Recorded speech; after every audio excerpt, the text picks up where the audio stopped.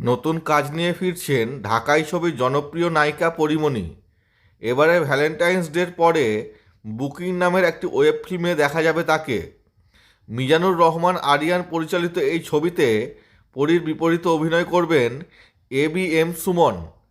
ছবিটি নিয়ে নির্মাতা আরিয়ান গণমাধ্যমকে জানান, বুকিং একটি ছোট্ট মিষ্টি প্রেমের গল্প, যেখানে তিনি পরীমণি ও এবিএম সুমনকে একটু আলাদাভাবে দেখানোর চেষ্টা করেছেন।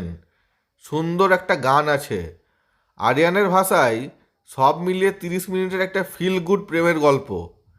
ছবিটি নিয়ে পরীমণি বলেন, বুকিংয়ের গল্পটি খুব সুন্দর, নানা চমক রয়েছে এই গল্পে। তাছাড়া আরিয়ান আমার বেশ পছন্দের নির্মাতা, এতে প্রথমবার এবিএম সুমনের সঙ্গে কাজ করছি। সব মিলিয়ে নতুন অভিজ্ঞতা হয়েছে। পাশাপাশি নতুন বছরে এমন একটি কাজের মধ্যে দিয়ে শুরু করছি বলে বেশ ভালো লাগছে। গত বছর ডোডোর গল্প সিনেমার শুটিং শেষ করেছেন পরীমণি। সরকারি অনুদানে সিনেমাটি পরিচালনায় আছেন রেজা ঘটক। এর বাইরে সামনে টিএম ফিল্মসের খেলা হবে নামের আরও একটি সিনেমায় দেখা যাবে নায়িকাকে। সেটি নিয়েও রয়েছে পরীমণির ব্যস্ততা।